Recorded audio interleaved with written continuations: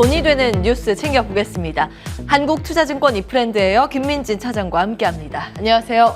안녕하세요. 네. 시장 굉장히 어수선합니다. 이제 볼만한 포인트들 한번 뽑아보고자 첫 번째는 보고서 내용 중심으로 정리를 해볼까 합니다.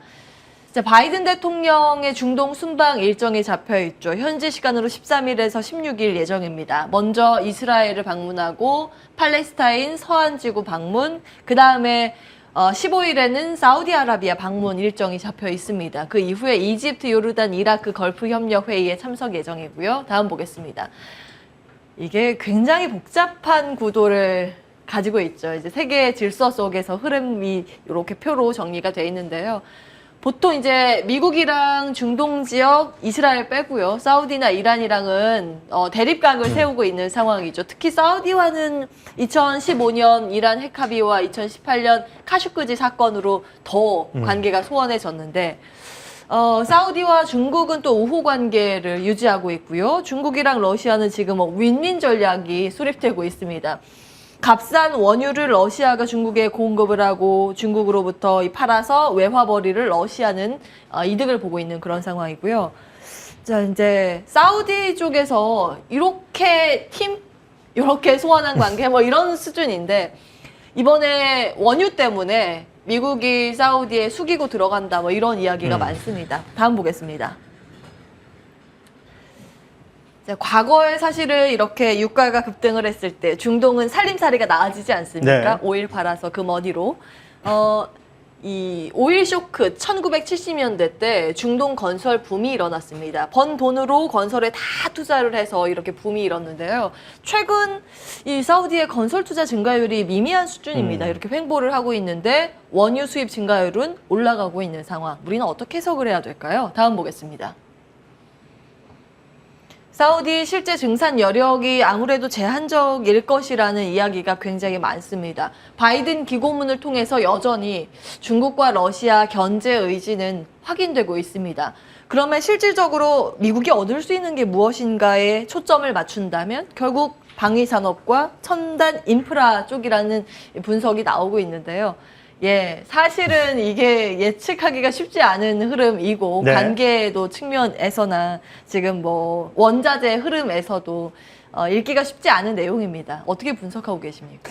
우선 굉장히 복잡한 정치적인 관계에 대한 얘기를 다 드리기에는 굉장히 어려운 부분일 것 같고요. 스웨즈 운하라든지 이런 쪽에 발맞추어 있는 다양한 중동 국가들에 대한 서로 간의 대립각과 이해관계 분명히 굉장히 복잡합니다. 하지만 이제 저희가 살펴봐야 될 가장 키포인트인 두 가지는요. 첫 번째는 과연 미국에 가서 정말 유가의 안정을 기여할 수 있을 것이냐에 대한 내용인 것 같고요. 보고서에도 잘 나와 있지만은 오펙 플러스 혹은 오펙 같은 경우는 여러 가지 이제 합의를 하게 되면서 증산량에 대한 쿼터를 만들어내게 되고 그 쿼터마다 이제 국가들이 우리가 얼마 더 생산할게 이러한 쿼터를 가져가게 됩니다. 하지만은 그 쿼터만큼 모두 생산하는 것은 아니죠. 이번에 이제 오펙 플러스에서 증산에 대한 합의 그리고 어느 정도의 쿼터량 자체를 가져갔지만은 실질적으로 사우디는 그 수량만큼을 생산하지 못했습니다. 그러다 보니까 결국은 여기서 사우디아라비아를 방문한다고 해서 사우디 쪽에서 추가적으로 의미 있는 증설로 원유에 대한 공급량을 늘려서 유가를 떨어뜨리기에는 쉽지 않다는 거죠. 지금 나타나고 있는 러시아, 우크라이나 사태 그리고 이란이라든지 베네수엘라 이러한 정말 못하던 국가들에 대한 기여도가 늘어나지 않는다라고 한다면은 결국은 공급만으로 유가에 대한 흐름을 만들어내기에는 좀 제한적이다라는 판단이고요. 그렇다라고 한다면은 바이든 대통령이 왜 중동을 갈 것이냐에 대한 명확한 이유가 필요할 것 같은데요. 첫 번째는 당연히 보여주기용일 것 같습니다. 아니 유가가 이렇게 올라가고 있는데 중간 선거를 또 앞두고 있는데 가만히 있는다? 이거는 정말 국민들에게는 말도 안 되는 일이죠. 그러다 보니까 내가 어느 정도의 해결을 위한 의지를 보여주고 있다는 의지 피력을 하는 것이 아닐까라는 판단이고요. 첫 번째는. 두 번째는 결국은 이제 정치공학적인 문제일 것 같은데요. 방금 얘기를 나눴지만은 중국에 대한 견제 요소는 굉장히 다양한 지역에서 나타나고 있습니다. 뭐 가까운 지역에서는 당연히 우리나라를 비롯한 이제 아시아권 지역에서 크게 나타나고 있고, 중국의 1대1로를 견제하기 위한 중동 지역의 전반적인 미국의 영향력 강화도 굉장히 필요한 상황입니다. 불과 몇 년 전만 하더라도 미국과 사우디는 굉장히 이제 친한 국가였는데요. 최근에는 그러한 모습들이 거의 나타나고 있지 못하다라는 거죠.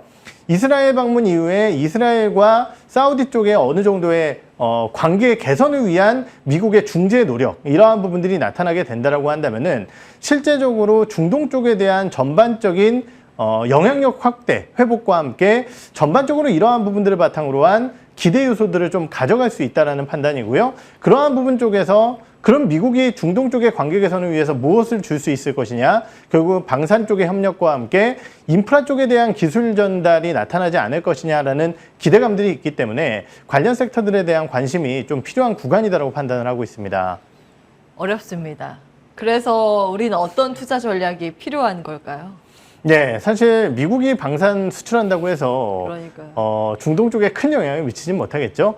하지만은 인프라 쪽에 대한 투자에 집중을 한다. 1대1로에 대한 견제와 함께 미국과 사우디에 대한 인프라 집중을 한다라고 한다면은 그 인프라에 대한 투자라는 것 자체는요, 결국은 우리나라 기업들에게도 수혜를 입을 가능성이 있다라고 판단이 됩니다. 예. 특히 이제 이러한 고유가 상황 속에서 단기적으로 봤을 때야 인플레이션에 대한 전반적인 우려 때문에 중동 쪽에 대한 수주가 아직까지는 제한적이라고 볼 수 있겠지만은 친환경에 대한 흐름과 함께 현재 화석연료 이러한 부분들에 대한 분위기를 바탕으로 관련 밸류 체인에 대한 기대감이 있을 것 같고요. 그러한 측면에서 저는 삼성 엔지니어링을 좀 말씀을 드려볼까 합니다.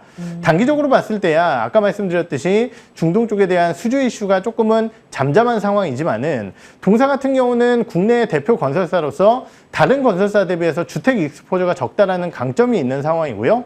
두 번째로는 아까 말씀드렸듯이 고유가로 인해서 중동 국가들에 대한 재정 상황이 좋아지게 된다라고 한다면은 결국은 투자에 대한 소요 자체가 늘어날 가능성이 높습니다.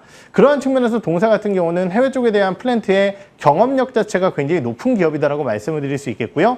그것을 차치하고서라도 내부적인 부분으로서의 캡티브 쪽에 대한 반도체 투자가 워낙 강력하게 일어나고 있는 상황이기 때문에 삼성 엔지니어링은 다른 기업들보다는 조금 더 나은 모습을 보일 가능성이 높다라는 측면에서 관심 있게 지켜보시는 것이 좋으실 것 같습니다. 네. 결국 방산보다는 인프라에 집중을 하셨습니다. 네. 삼성 엔지니어링 과거에 이런 흐름이 나왔을 때 수혜를 봤었던 기업인데 이걸로 추려주셨네요. 기억해 보겠습니다. 다음 기사 열고 두 번째 주제 이야기 나눠보겠습니다. 네이버 역사적 바닥 인가에 대한 고민 한번 해볼까요? 영업이익률이랑 주가 그래프인데 요 막대가 영업이익률입니다. 이때 그 라인이 원래 적자였는데 그 부분을 제외시키니까 확 증가한 바 있습니다. 근데 그러고 나서는 이제 둔화되는 이익률 단이고요. 요런 것들을 다 반영을 시켜서 수정 주가를 봤을 때 밸류에이션 지금 이 정도로 많이 내려와 있다. 그러니까 영업이익률보다 이게 더 가파르게 내려왔다는 거죠. 다음 보겠습니다. 2분기 매출 1조 9천억 원 정도, 영업이익 3,300억 원 정도 전망되고 있습니다. 12개월 선행 PER은 지금 역사적인 바닥 구간이기 때문에 바닥으로 볼 수도 있겠습니다만 이 반등 조건은 사업의 확장인데 아직 여기에 대한 후한 점수는 나오진 않고 있는 상황입니다. 네.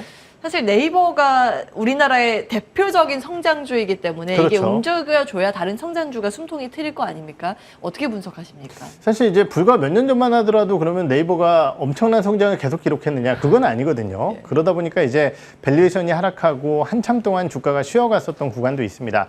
하지만 이제 미국의 플랫폼 기업들이 워낙 좋은 흐름을 보이면서 국내 기업들 같은 경우도 이러한 부분들에 따른 밸류에이션에 대한 재평가가 좀 나왔었다라는 거죠. 불과 이제 1, 2년 전까지만 하더라도 전반적인 성장주들에 대한 밸류 지표 자체는요. 정말 유니콘 기업 같은 경우는 이제 PSR 지표를 많이 썼고 그 이후에는 이제 EV/EBITDA 지표를 많이 썼죠. 그런데 최근에 이제 시장의 불안감이 좀 확대되면서 절대적으로 이익을 판단해야 되는 PER 지표들이 많이 사용이 되고 있습니다. 그러면 이제 냉정하게 놓고 봤을 때 PER 지표로 본 네이버의 주가가 아직까지 고평가냐? 그렇다라고는 판단을 하지 않습니다. 지금 몇 배 정도인가요? 지금 밸류에이션 자체는 저희가 이제 선행 PER 자체는 조금 확인을 해봐야 되는데 예. 밸류에이션 부담 자체가 분명히 고점 대비해서는 한 30%에서 40%까지 낮아졌거든요. 그렇기 때문에 이러한 부담감 자체는 적어졌다라고 표현을 하는데 그럼에도 불구하고 주가가 못 가는 이유가 무엇일까를 생각을 해보게 되면은 과연 그러면은 지금 낮아진 밸류에이션이 역사적인 밸류에이션에 대한 하단이라고 얘기하지만은 미국의 금리 인상이라든지 플랫폼 기업들에 대한 전반적인 주가 하락을 반영한 하단 구간이냐에 대한 물음표가 던져지고 있는 상황이다라는 거죠. 그렇다라고 한다면 결국은 네이버는 이러한 부분들에 대한 불안감을 떨쳐낼 수 있는 요소들이 필요하다라는 것이고 그 첫 번째 요소가 금리에 대한 상승 속도의 제한이다라고 평가를 드릴 수 있을 것 같습니다. 결국은 밸류에이션에 여러 가지 요인이 있겠지만은 지금 기업들의 목표가 하향이 나오는 가장 큰 이유 중에 하나가 금리 상승이거든요. 그렇기 때문에 금리에 대한 안정화가 필요하다라고 판단을 하고요. 두 번째는 방금 저희가 얘기를 나눴지만은 이러한 신사업 쪽에 대한 성장 부분이 아닐까라는 판단이 듭니다. 결국은 이제 동사 같은 경우는 그나마 강점이 페이 사업이라든지 컨텐츠 쪽 이러한 부분들을 바탕으로 안정적인 흐름을 가져가고 있고요. 미국의 플랫폼 기업들보다 훨씬 더 안정적인 국내의 서치 플랫폼을 가져가고 있습니다. 그렇기 때문에 이러한 부분들에 대한 모멘텀과 함께 플러스 알파라고 할 수 있는 해외 쪽의 모멘텀. 지금 이제 가장 기다리고 있는 것은 라인이라는 강력한 플랫폼을 바탕으로 우리나라 내에서 카카오가 했었던 부분 쪽으로의 커머스에 대한 성장이라든지 광고 효과를 가져갈 수 있을 것이냐라는 부분일 것 같은데요. 이게 정말 시간이 많이 걸리다 보니까 주가의 반영을 못 시켰었습니다. 하지만은 최근에 그러한 노력들을 조금씩 이어가고 있는 상황이고 아까 말씀드렸지만 카카오라는 기업이 카카오톡 플랫폼 내에서의 광고 플랫폼이라든지 아니면은 커머스를 성공시켰기 때문에 이러한 부분들로 봤을 때 라인도 이러한 부분 쪽에서 어느 정도의 매출 성장을 보여주게 된다라고 한다면은 네이버는 조금 더 성장이라는 포커스에 맞춰질 수 있지 않을까라는 판단을 드릴 수 있을 것 같습니다. 종합적으로 제가 이제 듣기에는 네. 지금 투자하기 쉽지 않겠다는 의견으로 들리는데요. 뭐 여러 차례 말씀드렸지만은 중장기적인 관점에서야 네이버라는 기업에 대한 저점 판단을 하기가 만만치는 않죠. 그렇다라고 네네. 한다면은 역사적 밸류에이션의 하단 이것이 정말 하단일지는 모르지만은 그러한 하단 부분까지 내려왔을 때는 조금씩 매수 관점으로 봐도 된다라고 판단을 합니다. 하지만은 내가 정말 저점을 보고자 하는 투자자라고 한다면은 네. 떨어지는 칼날이 아니라 항상 말씀드렸듯이 매수세에 대한 전환, 금리에 대한 상승의 제한 이런 것들을 보면서 주가가 바닥권에서 조금 올라갔을 때 사더라도 먹을 거리가 굉장히 많거든요. 왜냐하면 예. 그만큼 급락을 했기 때문에 그러니까 조급하게 느끼실 필요는 없지 않나라는 말씀을 또 같이 드려보도록 하겠습니다. 예, 조금 더 보자는 관점이시네요. 예. 한국투자증권 이프렌드 에어 김민진 차장과 함께했습니다. 말씀 고맙습니다. 네.